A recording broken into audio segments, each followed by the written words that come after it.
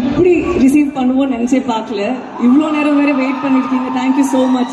இந்த மாதிரி ஒரு இன்ட்ராக்டிவ் க்ரௌட், இந்த மாதிரி இவ்வளோ எனர்ஜியோட நாங்க இது வரைக்கும் ஃபர்ஸ்ட் டைம் வெளியூர்ல பார்க்கல. So thank you so much.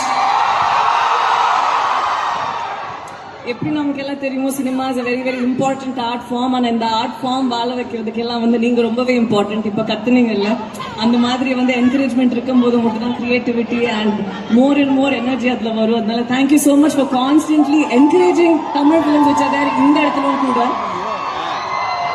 பாட்டு அவர் பாடுறாருன்னா நீங்க இமீடியட் அதை வேற ஃபாலோ பண்றீங்க. It's so nice to see you all here today. Thank you so much for having us here. ரொம்ப சந்தோஷம்.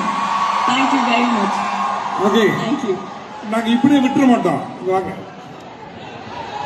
ஏன்னா அடுத்தது கூட நீங்க எப்ப பார்ப்போம்னு தெரியாது.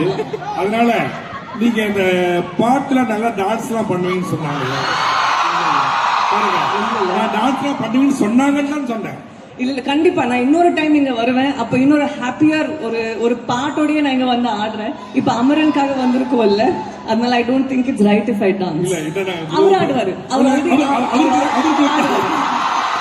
எனக்காக சேர்த்து அவர் ஆடுவாரு. என்னன்னா ஒரே ஒரு 1 minute பாட்டு, ஒரு 10 செகண்ட் தான் இருக்கும். ஜஸ்ட் ஒரு மூமெண்ட்,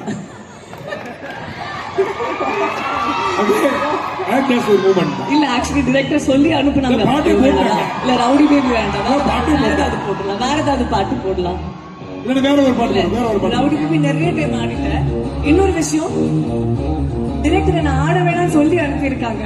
நம்ம அமரன் படத்துக்காக வரும்போது நான் இப்படி ஆடினா கரெக்டா இருக்காது, அதனாலதான். சரியா? ஓகே, இப்ப அவங்க ஒரு புது ஸ்டெப் கத்து கொடுக்க போறாங்க. நீங்க ஆடுற யாரு வரா மேடைக்கு? ஒருத்தவங்க வாங்க.